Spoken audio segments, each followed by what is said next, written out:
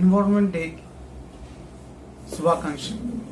Amar homeo YouTube channel ద్వారా ఈరోజు నేను ప్రపంచ పర్యావరణ దినోత్సవ శుభాకాంక్షలు తెలియజేస్తున్నాను.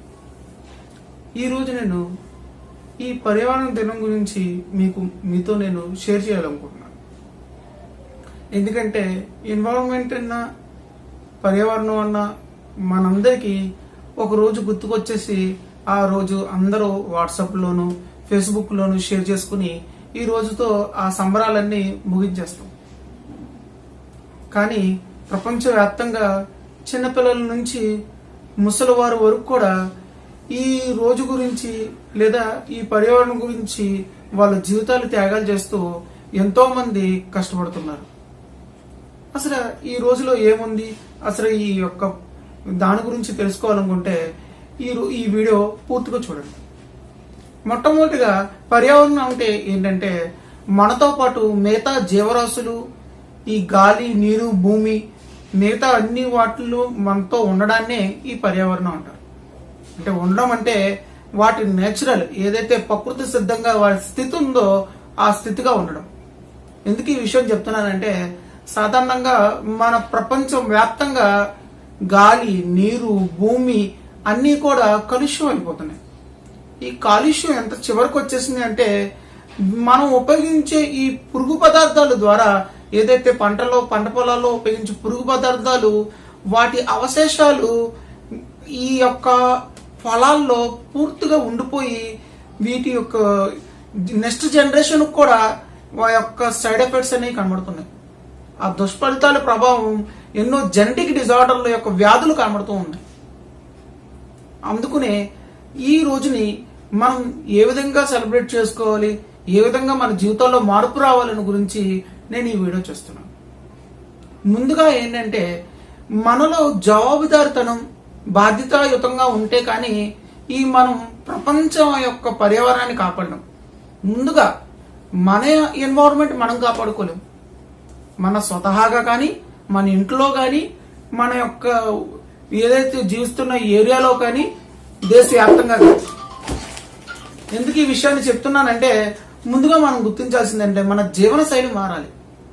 ముందుగా కాలుష్యం అంటే కేవలం ఫ్యాక్టరీలు లేదా ఎవరైతే అగ్రికల్చర్ వాళ్ళు ఉన్నారో వాళ్ళ మీద మనం నిందలేస్తామో మనం మన యొక్క వాటి గురించి పట్టించుకోము. ముందుగా మన యొక్క విషయాలు చూసుకుంటే మనం యూజ్ అండ్ త్రో ఏవైతే ఉంటాయో ఆ వస్తువులను దూరంగా ఉండాలి. అంటే పెట్ బాటిల్ వాడుతున్నాం అనుకోండి, అవి వాడేసిన తర్వాత వాటిని పాడేయడం కన్నా దాంట్లో మట్టి నింపి మొక్కలు వేయడం డెకరేటివ్ గా వాడుకోవాలి. లేదంటే గ్లాస్ వాటర్ బాటిల్ వాడితే అంతకన్నా మంచిది. దాన్ని నిజంగా మనం చాలా అభినందనీయంగా గుర్తించాలి. లేదా చంటి పిల్లలు ఉన్నారు, ప్లాస్టిక్ బాటిల్ వాటర్ బాటిల్ వాడారు, ఆ తర్వాత వాటర్ బాటిల్ రీయూజ్ చేయడం కూడా మనం నేర్చుకోవాలి. తర్వాత ఏదైతే యూజ్ అండ్ త్రూ మనం వాడుతూ ఉంటామో, ఫర్ సపోజ్ మనం ఏదైతే ప్లాస్టిక్ కవర్స్ వాడతామో ఆ కవర్స్ ను కూడా మనం రీయూటిలైజ్ చేసుకోవడం చూడాలి. సాధారణంగా మన ఇంటిలో ఉండే వ్యర్థ పదార్థాలు, గృహ వ్యర్థ పదార్థాలు ఆర్గానిక్ ఆర్ ఇన్ఆర్గానిక్ రోజు కేజీన్నర నుంచి పైపెచ్చి వస్తాయంటే అర్థం చేసుకోవాలి. మనమే మన యొక్క ఇంట్లో ఎంత కాలుష్యాన్ని పెంచిపోజిస్తున్నామని. ఇక్కడ మీరు ఇద్దరు లేదా నలుగురితో స్టార్ట్ అయిన ఈ వ్యర్థ పదార్థాలు మొత్తం ఒక ఊరిలో ఎన్ని టన్నుల వ్యర్థ పదార్థాలు ఒక రోజుకి తయారవుతాయో ఆలోచించండి. అందుకనే ముందుగా ఈ ఎన్విరాన్మెంట్ డే నాడు ముందుగా వ్యర్థ పదార్థాలను తగ్గించడం గురించి మనం నేర్చుకోవాలి. జరిగిపోయిన దాని గురించి కాకుండా జరగాల్సిన విషయాల గురించి ఆలోచించాలి.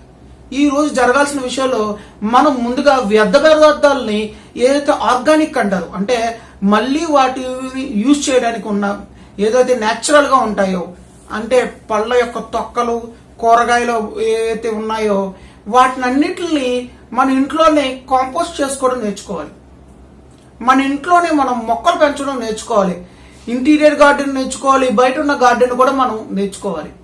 వీటిని మనం వాటిల్లో మన యొక్క ప్రయత్నం మనం చేయాలి. ఇవి కాకుండా ఏ అయితే మనం ప్లాస్టిక్ ఐటమ్స్ వాడుతున్నామో ఇంట్లో ఆ ప్లాస్టిక్ ఐటమ్స్ అన్ని తగ్గించుకోవాలి. ఈ ఆర్గానిక్ వాడడం నేర్చుకోవాలి. అంటే గాజు కానీ లేదంటే ఇది కూడా మీ ఆరోగ్యానికి ఉపయోగపడేవే తెచ్చుకోవాలి. అంత ఇత్తడి సామాన్లు తగ్గించి ఇంట్లో మీకు ఏదైతే మీ ఆరోగ్యానికి కావాల్సిన ఉన్నాయో వాటిని మీరు సరిచేసుకోవాలి. ప్లాస్టిక్ వస్తువులు తీసుకునేటప్పుడు మీరు ఆలోచించాల్సింది ఏంటంటే, నేను వాడుతుంది ఒక ప్లాస్టిక్ పెన్ కాదు, లేదా నేను వాడుతుంది ఒక స్ట్రా కాదు, లేదంటే నేను వాడుతుంది ఒక ప్లాస్టిక్ గ్లాస్. దీని ద్వారా ప్రపంచంలో ఎన్నో అనర్థాలు జరుగుతాయని మీరు గుర్తించాలి. ఈ బాధ్యతాయుత జీవితం మనం గడిపితేనే ఈ రోజు వరల్డ్ ఎన్విరాన్మెంట్ డేకి మనం న్యాయం చేసిన వాళ్ళు అవుతాం. ఒక్కసారి ఆలోచించండి, ఈ దాంట్లో మనం ఎంత ప్రయత్నిస్తున్నాం అనేదే మన యొక్క రిజల్ట్ అనేది కూడా కనబడుతుంటుంది. ఇది మీతో ఆగదు. మీ కుటుంబం మీరు ఒకవేళ మార్పు చెందితే ప్రపంచానికి మనం మార్పుగా కనబడుతుంది. ఇది పెద్ద కష్టతరమైన పనులేమీ మనకి కావు. ఇంకా వాటర్ విషయానికి వస్తే, వాటరు ఏదైతే సోర్సెస్ ఉన్నాయో, రిసోర్సెస్ మనకి మున్సిపాలిటీ అయితే మున్సిపాలిటీ వాటర్ గురించి చూస్తాము, లేదంటే బోర్ వాటర్ అయితే బోర్ వాటర్ గురించి చూస్తాము. కామన్ గా ఆర్ఓ టెక్నాలజీ లేదా మిగతా టెక్నాలజీ వాటర్ వాడిన తర్వాత ఏదైతే వ్యర్థమైన వాటర్ ఉందో దాన్ని ఇంట్లో వాడుకోవడానికి ప్రయత్నించాలి. వాటిని ఏదైతే షవర్ స్నానం ఉందో మన షవర్ స్నానం కాకుండా బకెట్ స్నానాలు అలవాటు చేసుకోవాలి. ఇవి కాకుండా బట్టల్ని ప్రతి వాటిల్లోనూ వాటర్ యొక్క యూటిలైజ్ అనేది మనం లెక్కేసుకుని చేయడం మంచిది. ఎందుకంటే ఈ వాటర్ కొన్ని సంవత్సరాలు అయిపోయిన తర్వాత కనుమరుగవుతాయి. ఎందుకు ఇప్పటికే మన చాలా బోరుబావుల్లో జరుగుతున్న ఘటనలన్నీ కూడా ఎందుకు జరుగుతున్నాయి అంటే అక్కడ వాటర్ అనేది పడట్లేదు, భూమిలో ఆ వాటర్ అనేది లేవు. అద్దుకున్న వారైతే వాటర్ని జాగ్రత్తగా ఉన్నదాన్ని కాపాడుకోవాలి. సొంతింటి వాళ్ళు అయితే ఏ అయితే వర్షపు నీరు ఉన్న ఇంకుడు గుంతలు ఉన్నాయో వాటిని తయారు చేసుకోవడానికి ఆలోచించాలి. ఇది ఒకసారి పెట్టుబడి. దీని ద్వారా మీకు ఏదైతే వాటర్ నిల్వ ఉన్నాయో దాని ద్వారా మీరు ఎన్నో సంవత్సరాలు లాభం పొందుతారు. ఈ వాటర్లో మనం ఒకటే అనుకుంటాము, వాటర్ మనం యూజ్ చేయడమే అనుకుంటారు. వాటర్ ద్వారా ఫుడ్ ఐటమ్స్ ఏవైతే ఉన్నాయో అవి కూడా చాలా మన ప్రభావితం చూపిస్తాయి. ముఖ్యంగా మాంసాహారం ఉడకబెట్టడానికి, అంటే మాంసాహారాన్ని ఉడకబెట్టడానికి అత్యధిక నీరు ఖర్చు అవుద్ది. అది కాకుండా అది తీసుకున్న తర్వాత మనం దాన్ని మళ్ళీ డైజెస్ట్ చేసుకోవడానికి కూడా అత్యధిక వాటర్ ఖర్చు అవుద్ది. కాబట్టి నాన్ వెజ్ ప్రియులు తినేటప్పుడు కూడా ఆలోచించుకుని మనం ఈ ఫుడ్ అనేది మనం తీసుకోవాలి. ఎందుకంటే ఇది వండడం మీకు తెలుసు, నాన్ వెజ్ వాళ్ళకి ఈ వండిన దాంట్లో ఎంత నీరు ఖర్చు అవుద్ది అనేది కూడా మనం గుర్తించాలి. ఇంకా వాయు కాలుష్యం గురించి మాట్లాడుకోవాలంటే, ఈ గాలి ఏదైతే కాలుష్యం చేస్తున్నామో మనం అందరం ఫ్యాక్టరీల మీద చూస్తామో, కానీ ముందుగా మన ఇంట్లోనే 2-3 బండ్లు ఉంటాయి, ఒక కారు ఉంటది. ఇది కాకుండా ఈ చిన్న చిన్న పనులు కూడా వీటిలో యూటిలైజ్ చేస్తాం. నడకను మిస్ అవుతున్నాం. WHO ఆర్గనైజేషన్ ప్రకారం ఏంటంటే ఒక వ్యక్తి కనీసం నెలలో 5 కిలోమీటర్లైనా నడవాలండి అంటారు. 5 నుంచి 15 కిలోమీటర్లు నడవాలంటే మనం సాధారణంగా మెట్లు దిగడం, మెట్లు బయటకు వెళ్ళడం మాత్రమే నడకనుకుంటాము. వీటి వల్ల మనం ఎన్వైరన్మెంట్ నాశనం చేయడమే కాకుండా శారీరకంగా కూడా నాశనం అయిపోతున్నాం. ఈ వ్యాధులన్నీ కొని తెచ్చుకుంటున్నాము. దీనికి గల కారణం ఏంటంటే, ముందుగా ఏదైతే గ్లోబలైజేషన్, ప్రపంచాన్ని చూసుకుని మన వ్యక్తిగతం మన యొక్క ఎన్వైరన్మెంట్ ను మర్చిపోతున్నాం. కాబట్టి ఎన్వైరన్మెంట్ మనం గుర్తుపెట్టుకోవాలనుకుంటే ముందుగా మన ప్రతి విషయంలోనూ బాధ్యతాయుతంగా జవాబుదారితనంగా ఉండాలి. ఎవరో గవర్నమెంట్ నేను అడుగుతారని కాదు, నీ మనస్సాక్షి నువ్వు చెప్పుకోవాలి. నేను చేస్తుంది ఎంతవరకు న్యాయం, నేను చేస్తుంది దీనివల్ల ఇతరులకు నష్టం ఉందా అని. అత్యంత భయంకరమైన నష్టం ఏంటంటే శబ్ద కాలుష్యం. ఈ శబ్ద కాలుష్యంలో మనం యొక్క ఏదైనా సరదాల కోసం ఏదైతే సౌండ్ పెడుతుంటామో, లేదంటే సరదాల కోసం చేసే విషయాలు లౌడ్ స్పీకర్ల వల్ల మనకే కాకుండా ఇతరులు కూడా ఇబ్బంది అవుతుంది. ఎన్నో మూగజీవాలు శబ్దానికి చెవుడు వచ్చినాయంటే నమ్ముతారా? ఎన్నో మూగజీవాలు ఇవి కనుమరుగవుతున్నాయంటే నమ్ముతారా? కారణం ఇది మన యొక్క సరదా కోసం చేసిన వికృత చేష్ట. కాబట్టి ప్రపంచానికి మనం జవాబుదారితనంగా ఉంటానంటేనే ఈ యొక్క ప్రపంచ పర్యావరణ దినోత్సవాన్ని మనం జరుపుకోవచ్చు. ఇది జరుపుకోవాలి కూడా.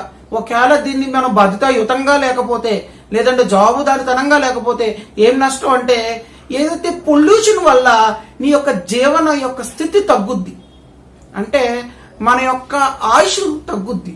ఇవి కాకుండా దీనివల్ల అత్యంత సైడ్ ఎఫెక్ట్ ఏంటంటే మీ మీద స్ట్రెస్ లెవెల్ అనేవి పెరుగుతాయి. ఏదైతే ఎయిర్ పొల్యూషన్, ఏదైతే సౌండ్ పొల్యూషన్, ఏవైతే కూరగాయలు మనం వాడే ప్రతి దాని మీద ఈ యొక్క పెస్టిసైడ్స్ వల్ల వచ్చే దుష్ఫలితాలు మన యొక్క ఆ జీవన శైలిని పూర్తిగా మార్చేస్తాయి, మన ఆరోగ్య స్థితిని కూడా తగ్గించేస్తాయి. విపరీతమైన హైపర్ టెన్షన్ అనేది తయారవుతుంది. ఎసెషనల్ హైపర్ టెన్షన్ అంటారు. మనకు తెలియకుండానే బీపీ లెవెల్ అనేవి పెరుగుతూ ఉంటాయి, హెడేక్లు అనేవి వస్తూ ఉంటాయి, మన యొక్క ఆరోగ్యం అనేది క్షీణిస్తూ ఉంటాయి. ఇది మీతోనే కాదు, ప్రపంచం యొక్క మొత్తం అందరి గురించి ఆలోచించాలి. కాబట్టి ముందుగా మనతో స్టార్ట్ చేద్దాం. మనం పర్యావరణానికి జవాబుదారీతనంగా ఉందాము. దేవుడిచ్చిన ఈ అద్భుతమైన ప్రపంచాన్ని మనం బతికిద్దాము, మనం దాంట్లో బతుకుదాం. ఇది మీ అందరికి అర్థమైంది అనుకుంటున్నాను. దీంట్లో మీకు ఏమైనా సందేహాలు ఉంటే కామెంట్ బాక్స్ లో టైప్ చేయండి, లైక్ చేయండి, సబ్స్క్రైబ్ చేయండి, షేర్ చేయండి. Thank you.